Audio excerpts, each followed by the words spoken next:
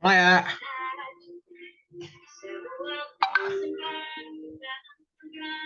Assalamualaikum warahmatullahi wabarakatuh. Selamat pagi. Pada pagi hari ini, kami dari kelompok 5 akan menjelaskan mengenai teori akuntansi dengan tema atau dengan judul aset. Next.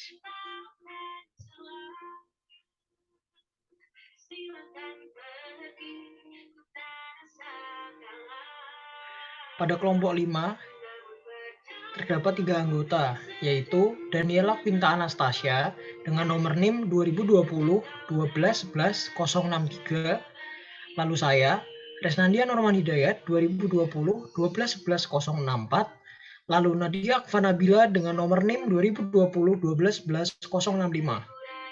Pembacaan materi pada hari ini akan dibacakan oleh Daniela Quinta Anastasia, dilanjutkan oleh Nadia Akvanabila, dan diakhiri oleh saya.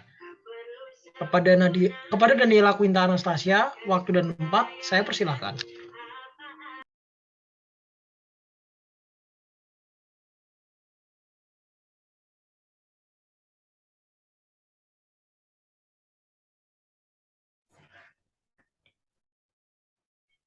Yang pertama ada assets defined. Namun saya mau menjelaskan sedikit tentang pendahuluan pada bab ini.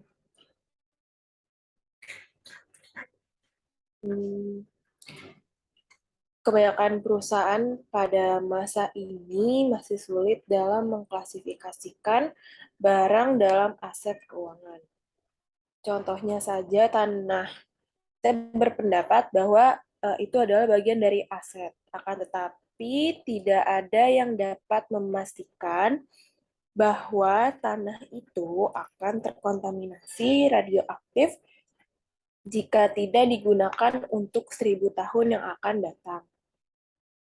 Apakah tanah lebih cocok dikatakan kewajiban daripada aset? Bagaimana jika perusahaan melakukan pekerjaan restorasi atas tanah dan dalam proses mengembangkan teknologi yang sebelumnya menonaktifkan tanah yang terkontaminasi dan memiliki potensi untuk penjualan global yang sangat menguntungkan? Apakah ini akan menimbulkan biaya ataukah hanya sekedar pengembangan aset? Contoh-contoh ini mengingatkan kita bahwa klasifikasi barang dalam aset keuangan adalah dasar klasifikasi akan mempengaruhi cara pengguna menginterpretasikan kinerja perusahaan keuangan dan akibatnya dalam proses pengambilan keputusan mereka. Klasifikasi pun dapat mempengaruhi persepsi risiko dan solvabilitas. Di dalam bab ini, kami akan membahas bagaimana aset didefinisikan dan mempertimbangkan berbagai unsur definisi aset IASB.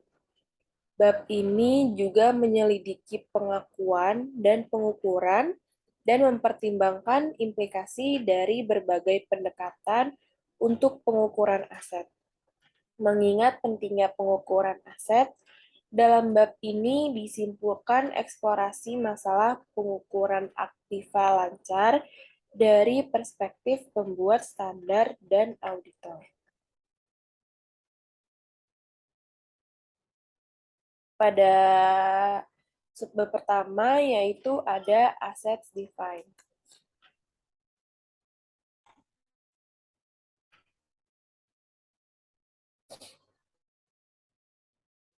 IASB atau AASB, kerangka dasar penyusunan dan penyajian laporan keuangan, mendefinisikan aset sebagai berikut. An asset is a resource controlled by the entity as a result of past events and from which economic benefits are expected to flow to the entity. Yang artinya, aset merupakan sumber daya yang dikendalikan oleh suatu badan sebagai hasil dari transaksi yang lalu dan diharapkan memberikan manfaat ekonomis di masa yang akan datang yang mengalir pada badan. Dalam subbab ini membahas definisi aset dalam kaitannya dengan 3 karakteristik penting, yaitu ada A, future economic benefits, yang B ada control by an entity, yang C ada past events. Selanjutnya,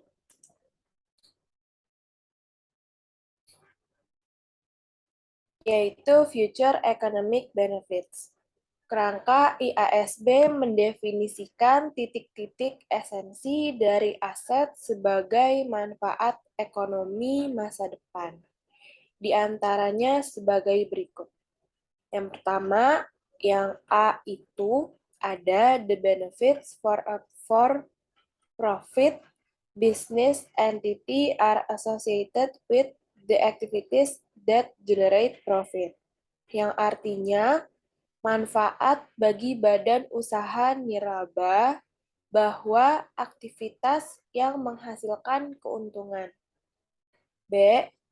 The potential to contribute either directly or indirectly to the flow of cash and cash equivalents to the entity.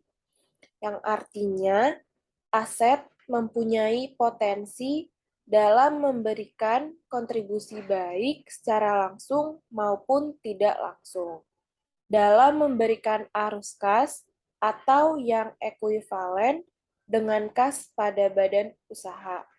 Ini bisa melalui kegiatan operasi yang menghasilkan pendapatan dari entitas atau dari kemampuan untuk mengurangi pengeluaran kas seperti mengurangi biaya produksi. Definisi aset di sini bagaimana cara untuk mencapai keuntungan, sehingga aset harus memiliki manfaat ekonomi dalam bentuk entitas mencapai tujuannya. Salah satunya yaitu mengurangi kas keluar. Yang C atau yang ketiga ada gagasan manfaat ekonomi masa depan berkaitan dengan sumber daya ekonomi. Godfrey dan kawan-kawan mengatakan, there are two main characteristics of an economic resource, scarcity and utility. Ada dua karakteristik utama dari sumber daya ekonomi, kelangkaan dan utilitas. Jika sumber daya tidak langka atau tersedia dan cukup untuk semua orang yang menginginkannya, maka sumber daya tidak akan dikatakan ekonomi. Utilitas berkaitan dengan manfaat yang diperoleh atau layanan masa depan yang disebut dan kawan-kawan ini.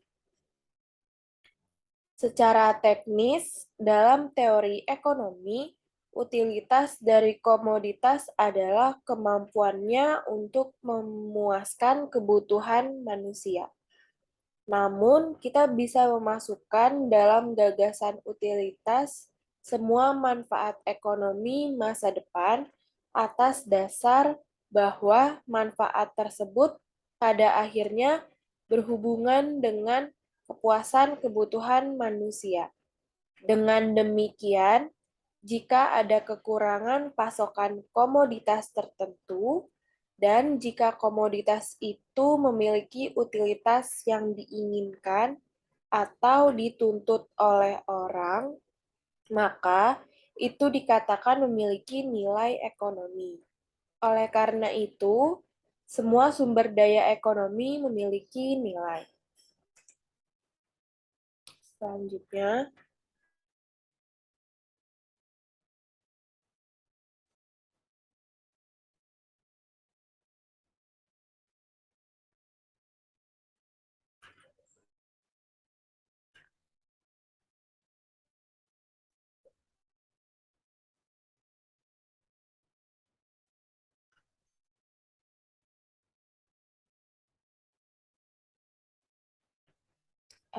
Sebentar.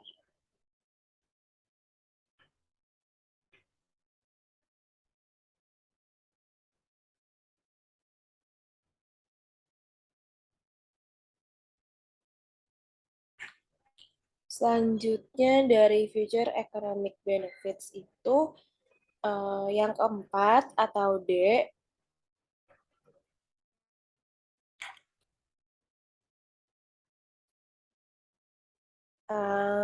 Sprague melihat aset sebagai penyimpanan manfaat yang akan diterima. Patton dan Littleton menyatakan layanan dalam hal ini manfaat adalah elemen penting di balik akun, yaitu layanan potensi yang jika ditukar tetap membawa jasa. Selain itu, Vetter juga mendefinisikan aset, yaitu embodiments of future, one satisfaction in the form of service potentials that may be transformed, exchanged, or stored against future events. Artinya, perwujudan kepuasan masa depan dalam bentuk potensi layanan yang dapat diubah, ditukar, atau disimpan terhadap peristiwa masa depan. Pearson memberikan contoh dari konsep ini, jasa masa depan. Kendaraan bermotor yang dimiliki oleh suatu entitas pelaporan adalah aset, bukan karena itu adalah benda fisik, tetapi karena dapat memberikan entitas dengan jasa di masa depan dalam bentuk transportasi. Jasa atau manfaat mungkin timbul dari penggunaan atau dari penjualan objek. Misalnya, mesin merupakan aset karena memberikan layanan masa depan dari penggunaan. Persediaan merupakan aset karena dapat menghasilkan manfaat ekonomi masa depan dari penjualan. Sehingga dinyatakan bahwa aset adalah sesuatu yang ada sekarang dan memiliki kemampuan memberikan jasa atau manfaat saat ini atau di masa depan. Hal yang ada disebut sebagai properti atau hak milik atau sumber daya ekonomi atau perwujudan atau penyimpanan layanan masa depan.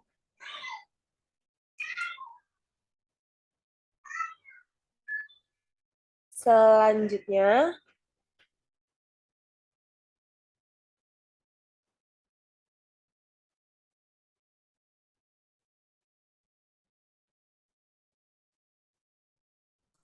ada control by an entity.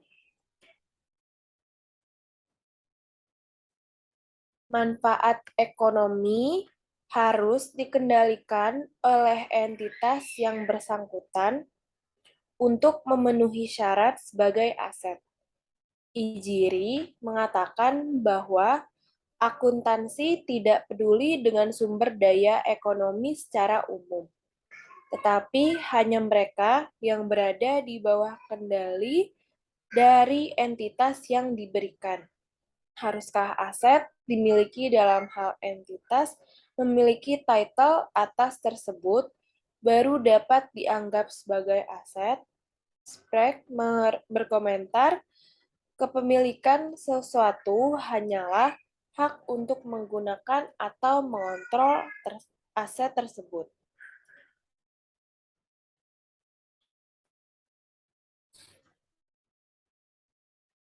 Kontrol pemilik memiliki properti itu tidaklah mutlak. Seperti yang dikatakan oleh Patton, menunjukkan bahwa ruang lingkup kepentingan pribadi selalu tunduk pada hak-hak umum negara. Sebagai contoh, pemerintah dapat melarang kepemilikan atau pembuatan produk tertentu. Melalui kekuatannya, itu dapat membatalkan kontrol seseorang atas properti. Hal ini juga dapat menyita properti untuk pajak, mendikte metode operasi dan permintaan bahwa produk dan aset sesuai dengan standar tertentu atau bahwa mereka digunakan untuk tujuan tertentu saja.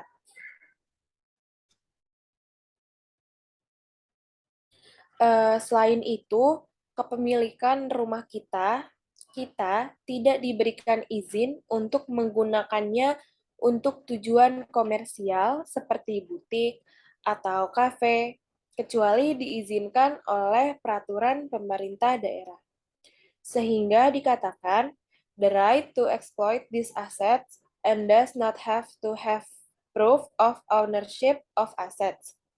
Yang artinya, hak untuk memanfaatkan aset tersebut tidak mempunyai bukti kepemilikan aset. Jika kita mengendalikan aset tersebut, maka dapat kita katakan bahwa kita memperoleh manfaat dari aset tersebut.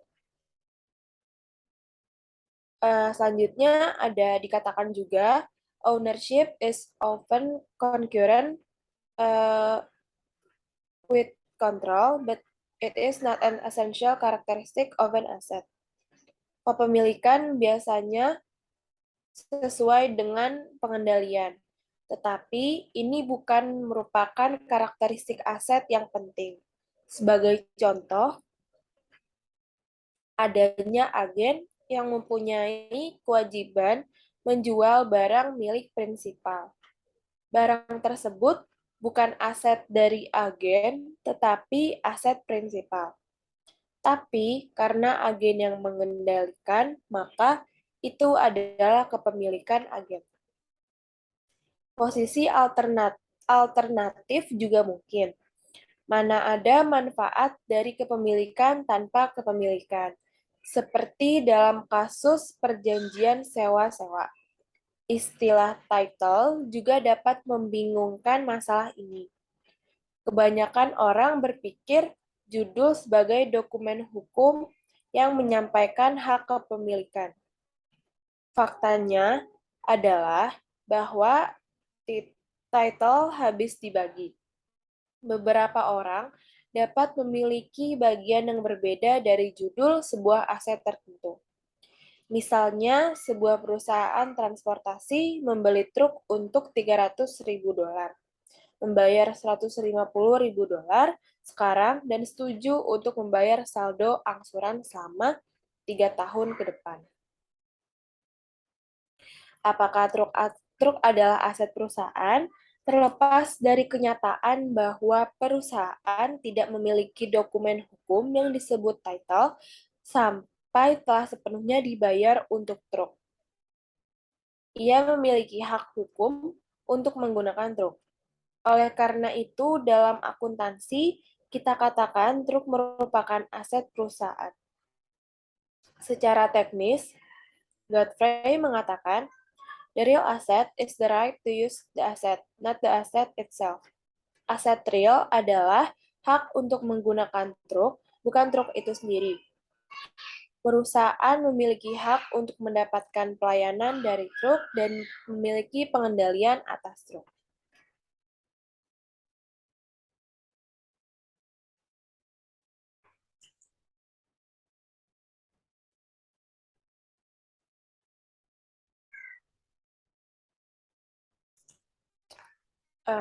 Dikatakan lagi, the objective of accounting is not achieved by focusing on the precision of legal concept, but rather by concentrating on the economic substance of the transactions and events that affect a firm's financial performance and condition.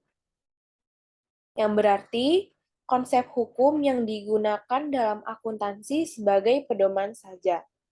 Tujuan akuntansi tidak dicapai dengan berfokus pada ketepatan konsep hukum, melainkan dengan berkonsentrasi pada substansi ekonomi dari transaksi dan peristiwa yang mempengaruhi kinerja keuangan perusahaan dan kondisi. Jadi, melihat benda-benda ekonomi tertentu yang disebut aset muncul. Faktor utama adalah pengendalian. IASB memberikan definisi yang tidak hanya mengandalkan keberlakuan hukum, tetapi juga sanksi ekonomi dan sosial. Selanjutnya ada past events. Definition of assets ensures that planned assets are excluded. Aset tidak termasuk aset yang masih direncanakan.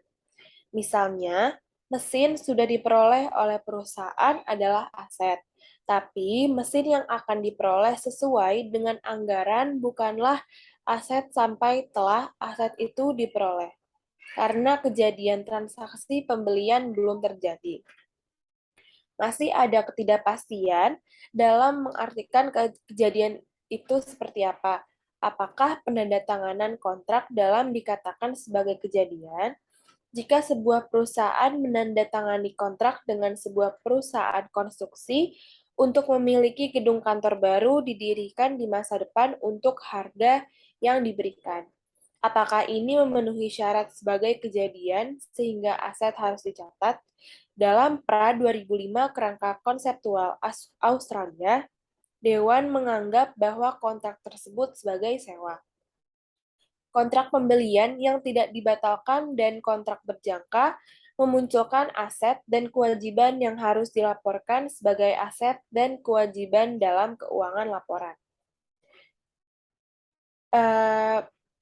Mereka berpendapat bahwa pelaporan kontrak pelaksana pada neraca meningkat leverage, baik aset dan kewajiban akan diketahui. Tetapi nilai kewajiban akan lebih besar. Meskipun tidak ada perubahan nyata dalam utang ekonomi yang mendasari perusahaan.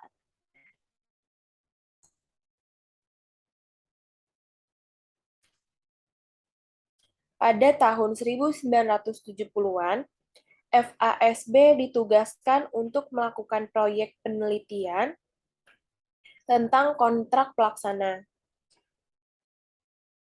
Ijiri beralasan bahwa kontrak sepenuhnya tampaknya memenuhi syarat pertama bagi pengakuan sebagai aset dalam laporan keuangan.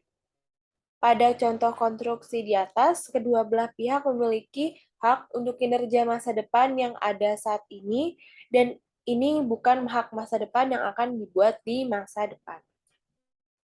Ijiri menyimpulkan bahwa setelah hak kontraktual memenuhi definisi aset atau tes pertama, kemudian aset harus memenuhi kriteria pengakuan tertentu sebelum dicatat.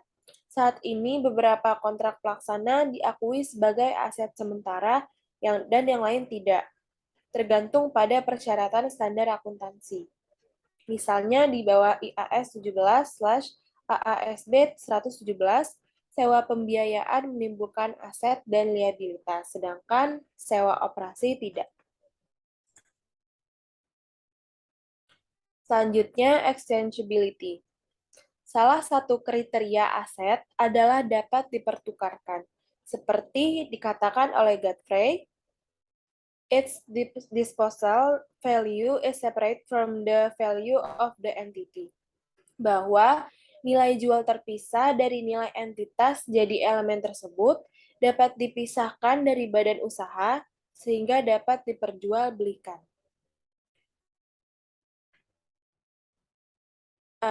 Selanjutnya dikatakan lagi, a good that lacks exchangeability must lack economic value because its purchase or sale must forever remain impossible, and thus no market price for it can never exist. The asset especially affected by this condition is goodwill.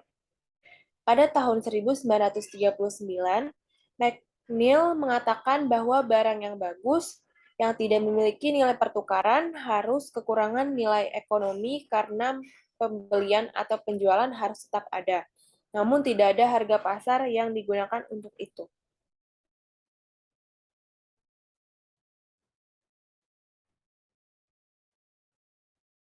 Aset yang sesuai dengan kondisi ini adalah goodwill. Goodwill tidak bisa dijual secara terpisah seperti aset lainnya. Chambers memberikan alasan kenapa goodwill tidak termasuk dalam aset. Hal ini muncul perlunya mempertimbangkan kapasitas suatu entitas untuk menyesuaikan diri dengan perubahan keadaan dan lingkungannya. Sedangkan dikatakan goodwill itu tidak memiliki kualitas abadi. Selain itu, Chambers juga berpendapat bahwa penentuan posisi keuangan melibatkan pengukuran nilai aset dan kewajiban. Tetapi, goodwill tidak bisa diukur karena nilainya hanya muncul karena adanya selisih biaya investasi dengan nilai buku. Kalau dikatakan oleh Chamber, hal ini sama saja dengan menambahkan apel dan jeruk seperti pada contoh.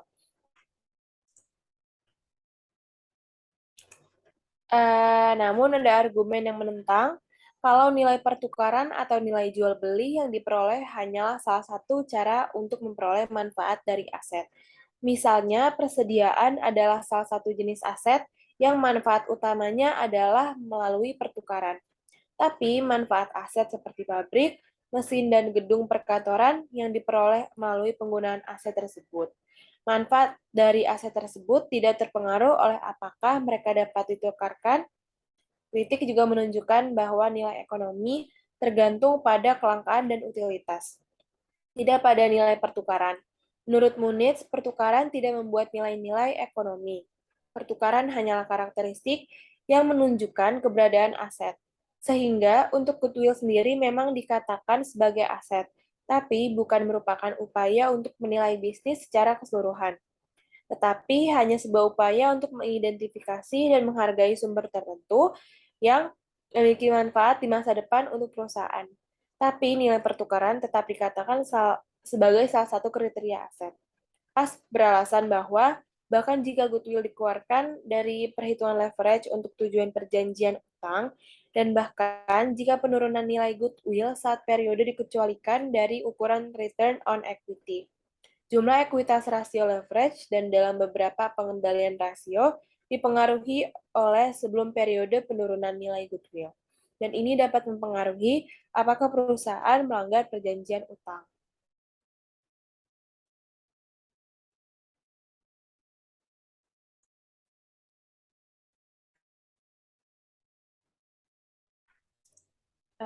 Selanjutnya,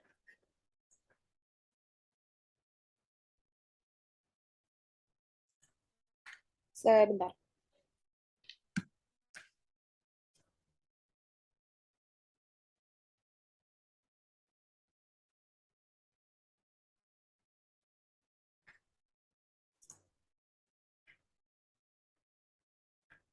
Selanjutnya akan dijelaskan oleh Nadia Afanabila.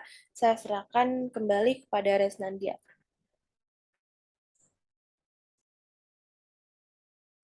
Terima kasih Daniela Quinta Anastasia yang telah menjelaskan mengenai bab 1. Selanjutnya akan saya berikan kepada Nadia Afanabila. Waktu dan tempat saya persilahkan. Selanjutnya, saya akan menjelaskan tentang aset recognition atau pengakuan aset. Next.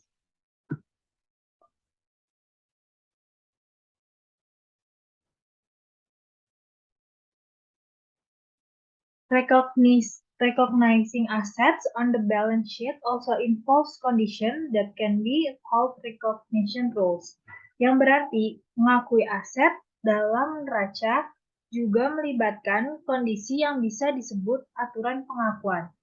Aturan-aturan ini telah dirumuskan karena akuntan memerlukan bukti untuk mendukung catatan mereka dalam lingkungan ketidakpastian. Akuntan ingin memastikan bahwa aset tertentu ada dan bahwa masuknya aset dalam neraca memberikan informasi yang berguna, yang relevan dan dapat diandalkan. Two examples of conventional recognition rules are an accountant receivable is recorded as an asset when a credit sale is made. equipment is recorded as an asset when it is purchased. Yang berarti, dua contoh aturan pengakuan konvensional adalah sebuah piutang akan dicatat sebagai aset ketika penjualan kredit terjadi. Dan yang kedua, peralatan dicatat sebagai aset ketika dibeli. Next.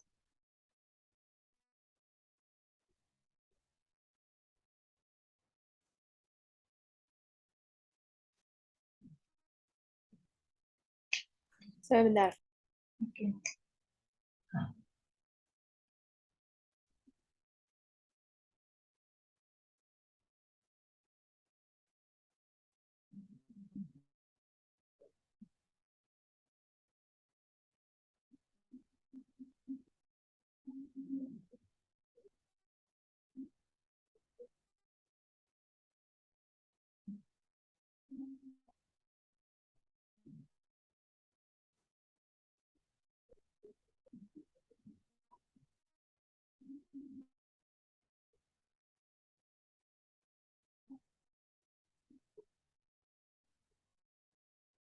Selanjutnya, pengakuan melibatkan aturan pengakuan ada yang informal, ada yang formal maupun informal. Contoh informal adalah pengakuan piutang ketika penjualan secara kredit terjadi. Contoh pedoman pengakuan yang resmi ditetapkan atau formal adalah pedoman yang digunakan untuk pengakuan sewa pembiayaan sebagai aset. Untuk lesi, sebagaimana dimaksud pada ayat 10 dari LAS 17/AASB 117, memenuhi salah satu dari kriteria berikut. Menunjukkan bahwa sewa non-dibatalkan adalah untuk dikapitalisasi kecuali ada alasan lain yang akan membutuhkan sewa yang akan dianggap sewa operasi. Yang pertama, kepemilikan transfer sewa aset kepada lesi pada akhir masa sewa. Yang kedua, lesi memiliki opsi untuk membeli aset pada harga yang diperkirakan akan cukup rendah dari nilai wajar pada tanggal opsi menjadi dieksekusi, untuk itu cukup yakin pada awal sewa bahwa pilihan akan dilaksanakan. Yang ketiga, masa sewa adalah untuk sebagian besar umur ekonomis aset, meskipun hak milik tidak dialihkan. Yang keempat, pada awal sewa, nilai kini dari pembayaran sewa minimum sebesar setidaknya secara substansial semua nilai wajar aset sewaan. Dan yang terakhir, aktiva sewa guna usaha adalah dari suatu sifat khusus yang hanya penyewa dapat menggunakannya tanpa modifikasi besar. Next.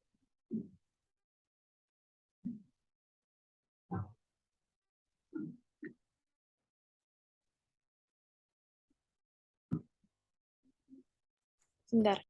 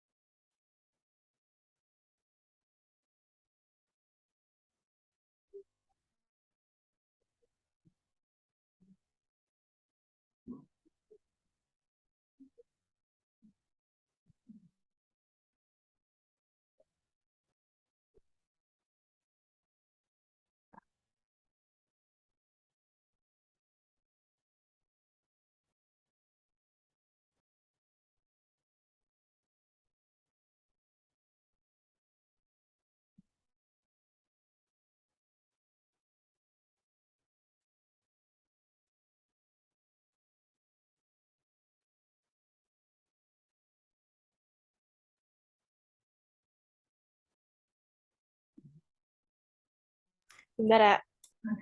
Oke.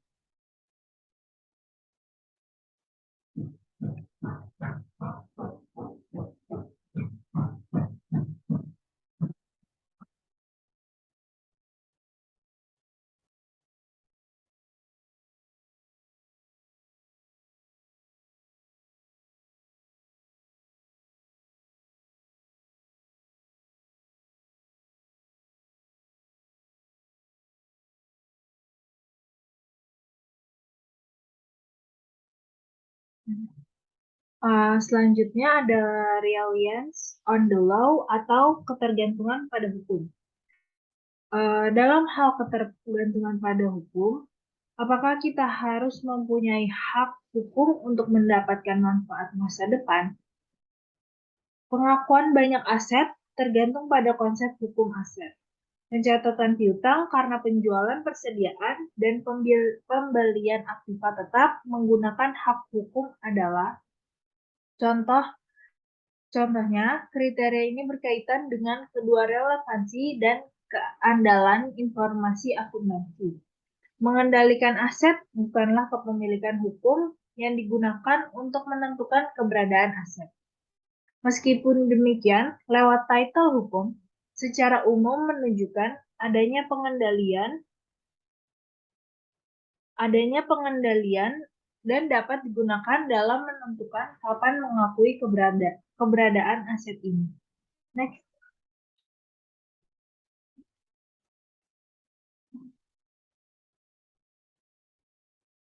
Determination of the economic substance of the transaction or event, atau substansi ekonomi.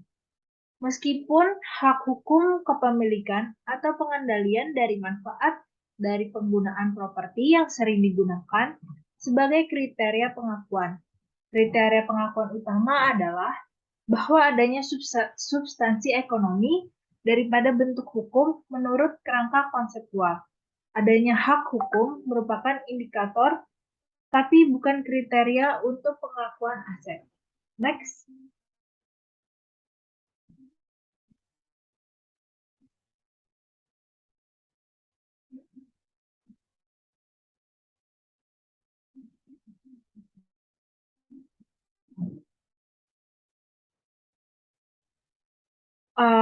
Selanjutnya ada konservatisme. Selain dalam pengakuan aset, penggunaan konservatisme yang merupakan prinsip kehati-hatian adalah upaya untuk mengantisipasi kerugian tapi tidak keuntungan. Ini digunakan dalam kondisi ketidakpastian, sehingga aset atau pendapatan tidak terlalu tinggi dan kewajiban atau beban tidak terlalu rendah. Contohnya dari konservatisme berkaitan dengan akuntansi untuk proyek-proyek konstruksi jangka panjang. Dalam menggunakan metode kontrak selesai, jika dalam proses membangun sebuah proyek jangka panjang, kerugian akan diantisipasi dan tercatat bahkan sebelum proyek selesai. Tetapi jika keuntungan yang diharapkan, tidak ada keuntungan dicatat sampai selesainya proyek. Next.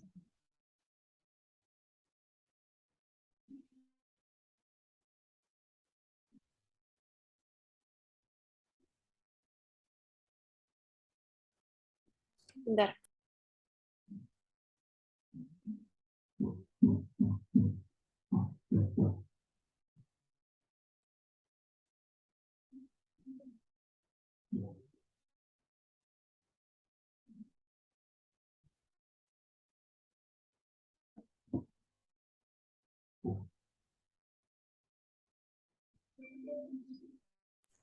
Di sini ya? Next.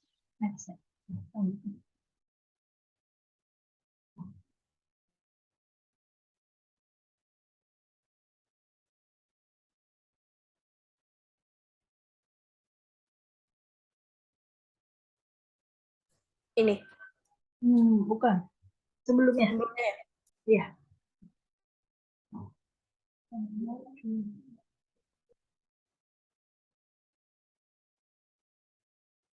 Sebelumnya lagi.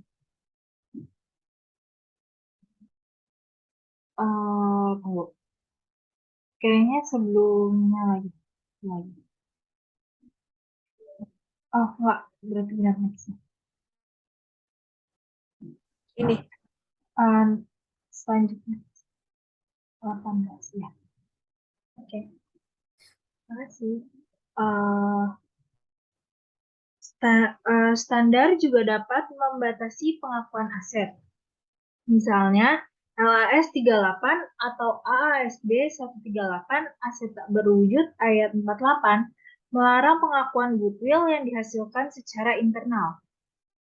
Standar menyatakan bahwa goodwill adalah sumber daya yang tidak diidentifikasi yang dikendalikan oleh entitas yang dapat diukur dengan biaya. Pengakuan tidak diizinkan karena ada kesulitan dalam mengidentifikasi apakah dan ketika aset tidak berwujud menghasilkan manfaat ekonomi masa depan. Selain itu, biaya menghasilkan aset atau yaitu arus yang menimbulkan goodwill tidak dapat ditentukan. Dalam survei praktik akuntansi yang ada, tampak bahwa banyak aturan pengakuan digunakan untuk mengidentifikasi aset tertentu dapat digeneralisasi menjadi beberapa kriteria. Perhatikan bahwa ada perbedaan antara aturan pengakuan yang merupakan aturan khusus untuk mengidentifikasi aset tertentu dan kriteria pengakuan yang merupakan pedoman umum yang digunakan untuk merumuskan aturan pengakuan dan pedoman pengakuan yang memberikan bantuan bukan resep. Tujuan dari akuntansi dasar untuk kriteria pengakuan secara khusus, kriteria pengakuan yang terkandung dalam kerangka adalah ekstensi dari tujuan anak perusahaan atau karakteristik kualitatif, relevansi dan keandalan informasi akuntansi. Bisnis dan kegiatan ekonomi lainnya terjadi di lingkungan ditandai dengan ketidakpastian. Beberapa hasil yang pasti, termasuk penerimaan manfaat ekonomi masa depan yang timbul sebagai akibat dari transaksi atau peristiwa masa lalu. Next.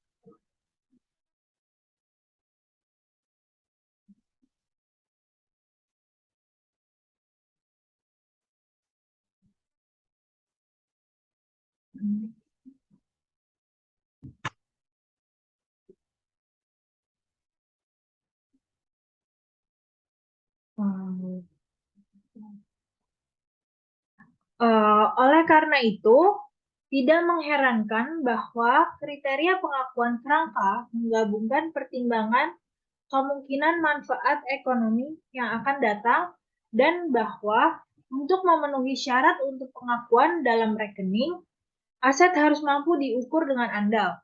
Banyak kriteria pengakuan telah diterapkan di masa lalu untuk membantu akuntan untuk memutuskan kapan untuk mencatat aset.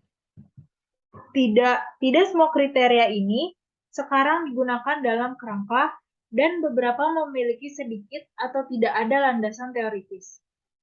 Daftar berikut ini tidak dimaksudkan untuk menjadi lengkap dan kriteria tidak saling eksklusif. Next.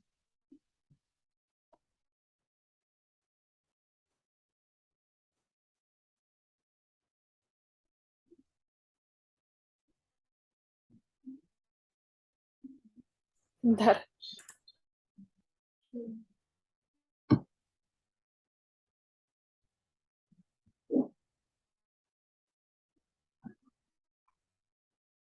Jangan baca.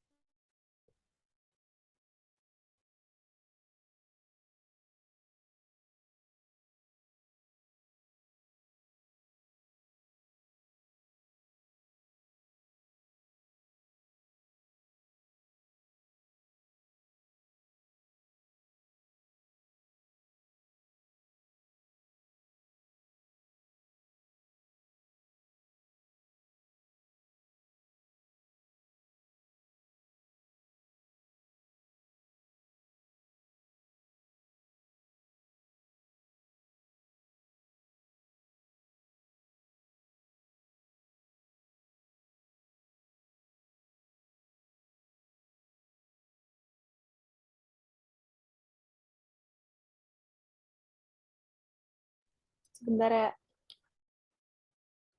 Oke.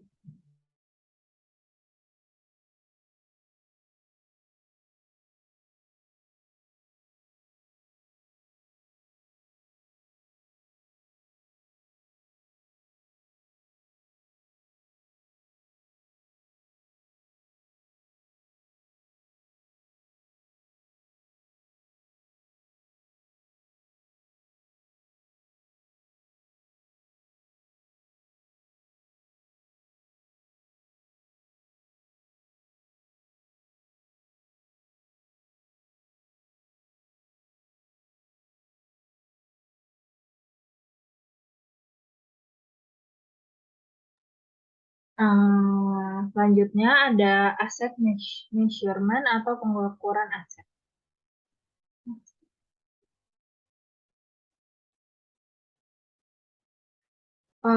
Setelah kriteria pengakuan terpenuhi, akuntan harus memutuskan bagaimana mengukur aset.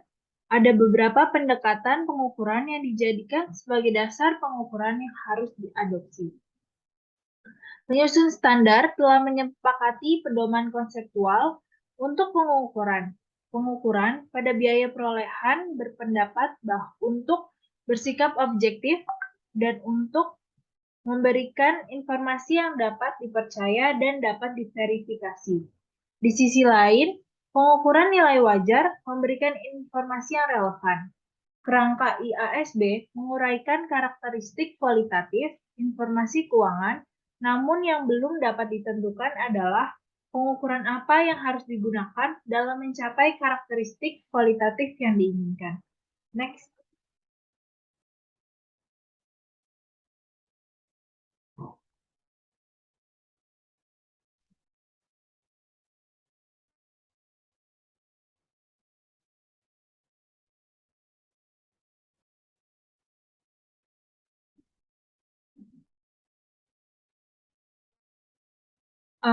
Selanjutnya, ada tangible asset atau aset berwujud. GAAP mendukung penggunaan biaya historis. Misalnya GAAP nasional di Prancis dan Jerman dan Uni Eropa Direktif sebelum 2005. Pengukuran setelah pengakuan berdasarkan biaya historis berarti bahwa aset diukur pada biaya perolehan dikurangi penyusutan dan penurunan akumulasi biaya. Pendukung model biaya berpendapat bahwa biaya akuisisi memberikan bukti objektif dan dapat diverifikasi dari biaya aset dan bahwa penerapan penyusutan dan penurunan memastikan bahwa nilai saat ini tercermin dalam neraca. Selain itu, konsisten dengan pendekatan konservatif dalam melakukan pengukuran. Kerugian nilai aset diakui dalam laporan keuangan, tetapi keuntungan yang tidak. Next. Revaluasi dapat memberikan informasi lebih lanjut saat ini tentang nilai dari biaya historis. Namun, argumen ini kurang persuasif jika aset yang baru dibeli tidak mengikuti fluktuasi harga pasar. Manajer dapat merevaluasi tanah pada kenaikan harga untuk memastikan bahwa aset tidak dinilai terlalu rendah di neraca. Sebuah nilai saat ini pada neraca mungkin relevan untuk mengambil keputusan. Abodi et al. Menyimpulkan bahwa revaluasi aktiva tetap oleh perusahaan-perusahaan Inggris memiliki pengaruh dalam perubahan kinerja sebelum adopsi IAS atau IFRS pada tahun 2005. Perusahaan-perusahaan baik di Inggris dan Australia diamati kurang menggunakan model revaluasi dibandingkan dengan sebelum periode. Next. Alasannya adalah lingkungan relatif rendah inflasi, sehingga nilai aset direvaluasi tidak akan berbeda secara material terhadap jumlah tercatat di neraca. Hal ini juga akan menimbulkan biaya revaluasi meningkatkan karena perusahaan perlu menilai setiap aset setiap waktu. Contoh-contoh ini menunjukkan banyak faktor yang dapat mempengaruhi pilihan perusahaan dari model pengukuran. Keanekaragaman dalam praktek akan membuat sulit bagi IASB untuk mempromosikan salah satu model pengukuran, bahkan jika Dewan bisa menyepakati sebuah model yang bagus. Next. Salah satu argumen terhadap penggunaan model pengukuran saat ini adalah bahwa pengukuran dapat diandalkan dan subjektif karena nilai wajar mudah diamati perubahannya. Bart and Clinch melaporkan revaluasi aset adalah nilai yang relevan. Mereka memberikan dukungan untuk penyusun standar dalam memperkenalkan pengukuran nilai wajar dalam standar akuntansi. perlakuan keuntungan dan kerugian yang belum direalisasi yang timbul dari nilai model pengukuran saat ini adalah salah satu isu paling kontroversial dalam akuntansi saat ini. Selanjutnya ada intangible asset atau aset tidak berwujud. Sebelumnya tadi dijelaskan dalam praktik akuntansi ada dua pengukuran, yaitu sistem biaya dan nilai pasar dalam mengukur aset berwujud. Untuk pengukuran aset tidak berwujud, pengukuran menggunakan biaya pada saat akuisisi. Penggunaan model nilai saat ini untuk aset tidak berwujud jarang terjadi. IAS 38 mengizinkan mode revaluasi. IAS 16 mensyaratkan bahwa nilai wajar ditentukan dengan mengacu pada pasar aktif. Next. Standar akuntansi mengharuskan kita mengukur aset tidak berwujud awalnya menggunakan biaya perolehan. Menggunakan biaya model nilai saat ini, penggunaan model nilai saat ini untuk aset tidak berwujud itu jarang. IAS 38 memungkinkan model revaluasi tetapi tidak seperti IAS 16, mensyaratkan bahwa nilai wajar ditentukan dengan mengacu pada pasar aktif.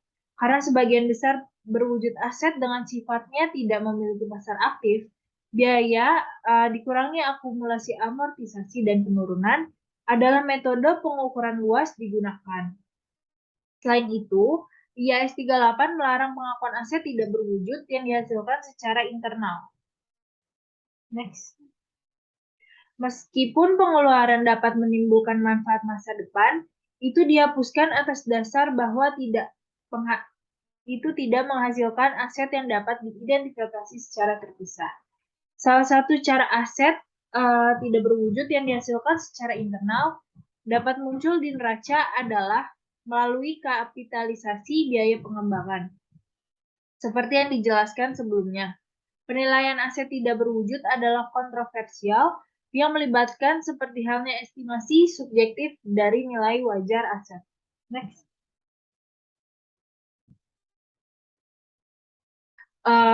Dan yang terakhir ada financial instrument. Kita tahu bahwa model pengukuran yang dominan digunakan adalah biaya historis.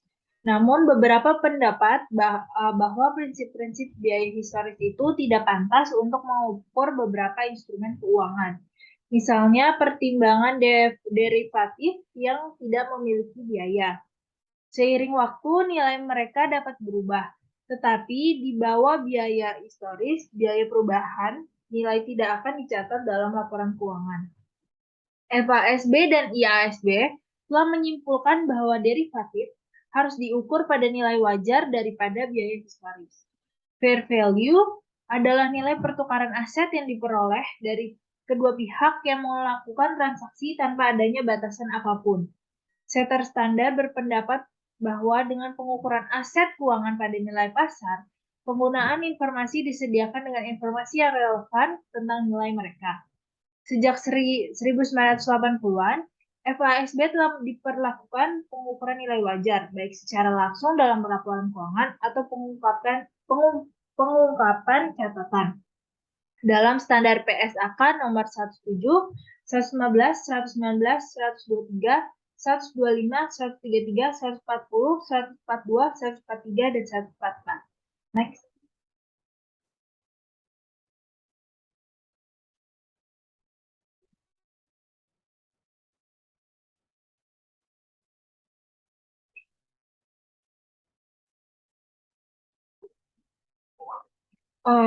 IASB telah berkomitmen untuk menggunakan pengukuran nilai wajar untuk instrumen keuangan dalam rangka memberikan informasi yang relevan bagi pengguna laporan keuangan. Setter standar berpendapat bahwa keuntungan dan kerugian dari instrumen harus diakui sebagai mereka muncul untuk melaporkan resiko yang terkait untuk membuat laporan keuangan yang lebih transparan dan untuk menghindari kompleksitas perlakuan akuntansi yang ada, seperti akuntansi lindung nilai. Di sisi lain, beberapa pembuat laporan keuangan menentang aspek pernyataan IASB mengklaim bahwa pengukuran nilai wajar tidak akan relevan, dapat diandalkan, dipahami, dan sebanding dalam pelaporan. Instrumen keuangan mencerminkan kompleksitas mereka. Next.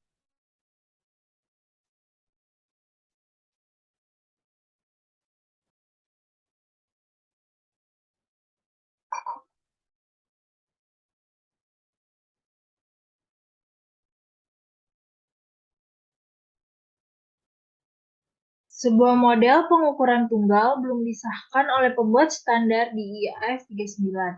Bahkan, sejumlah metode pengukuran yang digunakan, semua instrumen keuangan dikelompokkan ke dalam 4 jenis, masing-masing dengan metode pengukuran diperlukan.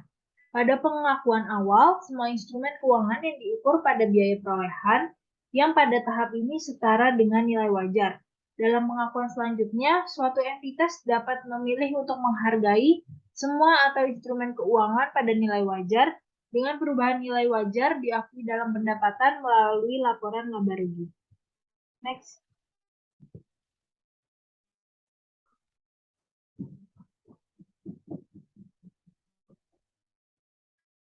Selanjutnya akan dijelaskan oleh Resnandia. Saya kembalikan ke Resnandia.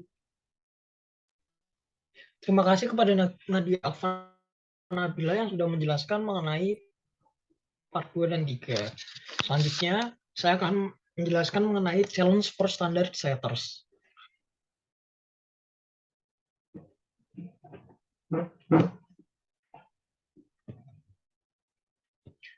Challenge for standard setters. Ada dua hal yang menjadi tantangan dalam menyusun standar. Salah satunya adalah model pengukuran yang seperti apa yang ingin digunakan.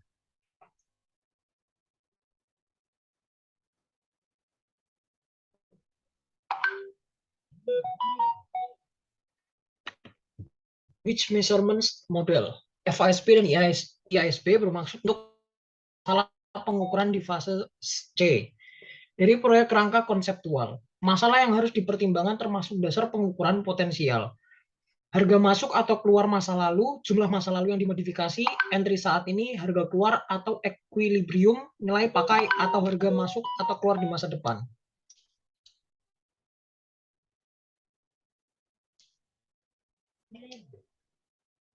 Sebentar. Iya.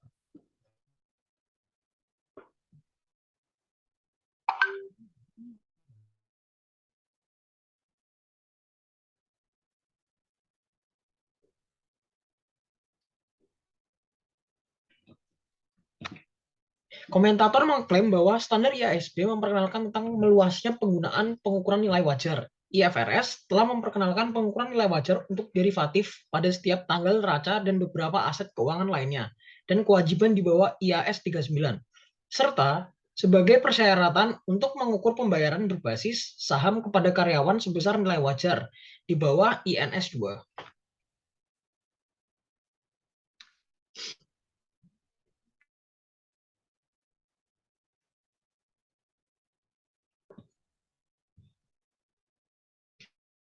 Sehingga dikatakan support by the IASB and FASB for greater use of fair value measurement, for example, for all financial instrument, dukungan oleh IASB dan FASB untuk penggunaan yang lebih besar dari pengukuran nilai wajar. Misalnya, untuk semua instrumen keuangan. Tantangan kedua bagi penyusun standar adalah bagaimana menghitung nilai wajar.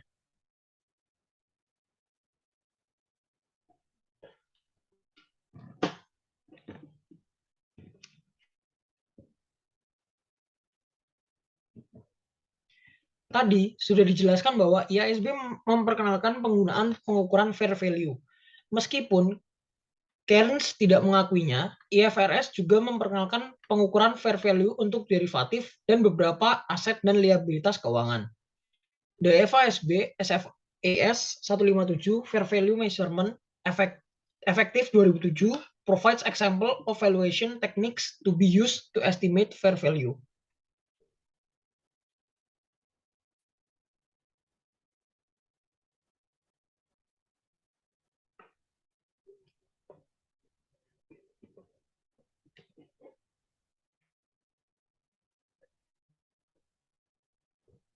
Sekarang, FASB ini PSAK 157 nilai wajar pengukuran efektif 2007 memberikan contoh teknik penilaian yang akan digunakan untuk memperkirakan nilai wajar. Contohnya adalah A. The market approach menggunakan harga dan informasi dari transaksi yang sesungguhnya untuk aset dan liabilitas yang sejenis dan diperbandingkan. B. Income approach, konversi dari diskonto uang yang diterima di masa yang akan datang.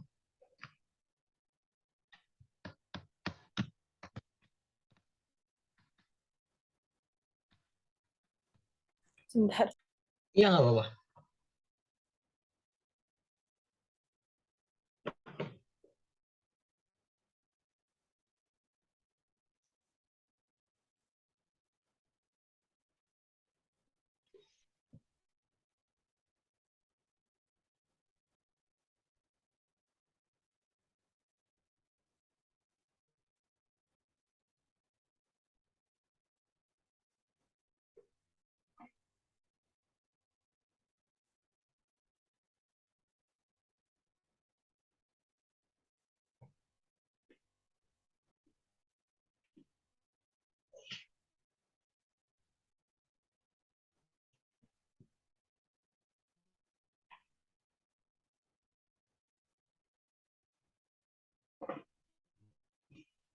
Lima adalah issue for auditor.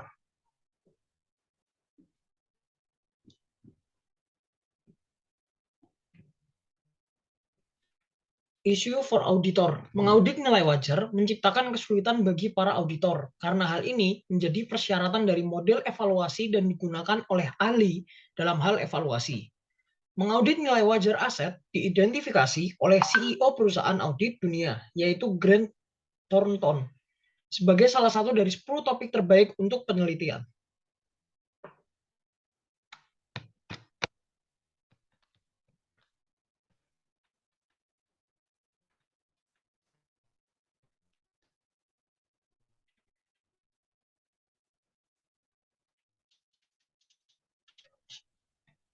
Auditors need to understand more about valuation models and the management process that determine the input to those models, even when specialist valuers are used. Artinya, auditor perlu memahami lebih lanjut tentang model penilaian dan proses manajemen yang menentukan input untuk model pengukuran, bahkan ketika penilai spesialis digunakan. Sebentar ya. Ya, boleh.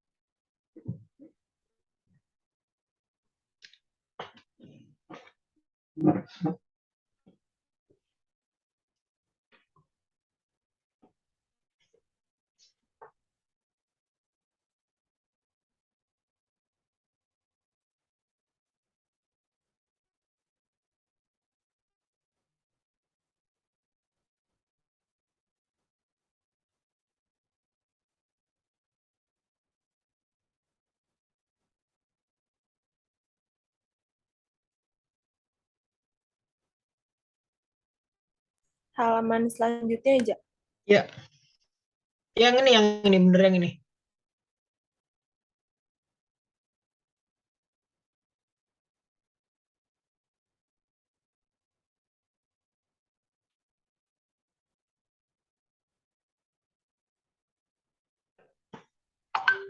Meskipun sebagai profesi, auditor telah membahas isu-isu yang berkaitan dengan penurunan nilai, sampai saat ini tidak ada lingkup yang luas untuk audit nilai wajar, dengan tidak adanya pasar yang siap diminta dari para auditor. Menilai kewajaran fair value dalam kondisi seperti itu membutuhkan ahli evaluasi yang banyak. Sintesis penelitian sampai saat ini. Martin, Rich, dan Wino berpendapat bahwa lebih banyak aset dalam kurung dan kewajiban diukur pada nilai wajar.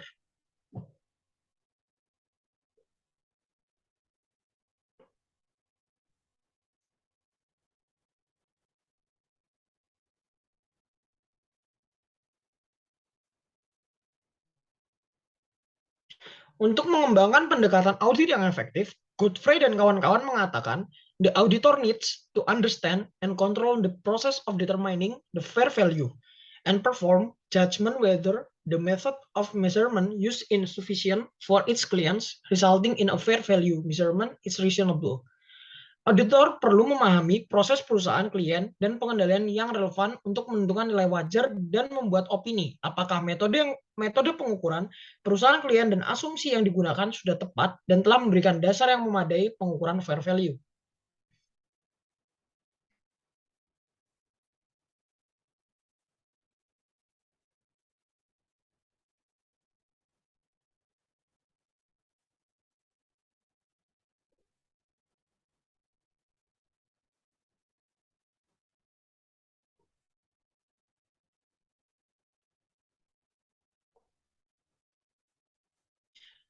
Martin et al. Juga menunjukkan bahwa perlu menghargai manajemen potensi bias dan kesalahan mungkin dalam penerapan model penilaian. Mengidentifikasi input pasar dan membuat asumsi yang diperlukan jika manajer memiliki insentif untuk melebih-lebihkan aset. Maka auditor harus menyadari komponen penting dari model penilaian yang akan membuat ini lebih mudah bagi manajer dalam mencapainya.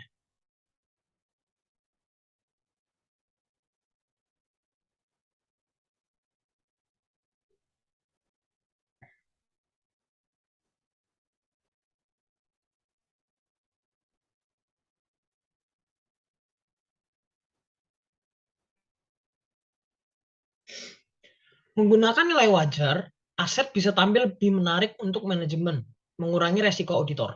Selama periode kenaikan nilai dalam kasus turunnya pasar saham dan obligasi pada akhir 2008 dan awal 2009, mendorong beberapa investor dan manajer menyalahkan aturan akuntansi nilai wajar untuk melebih-lebihkan kerugian bagi perusahaan-perusahaan keuangan. Reilly melaporkan klaim oleh beberapa manajer itu karena kerugian pada investasi dalam saham dan obligasi yang belum direalisasi. Menuliskan aset tersebut adalah melebih-lebihkan gejolak pasar.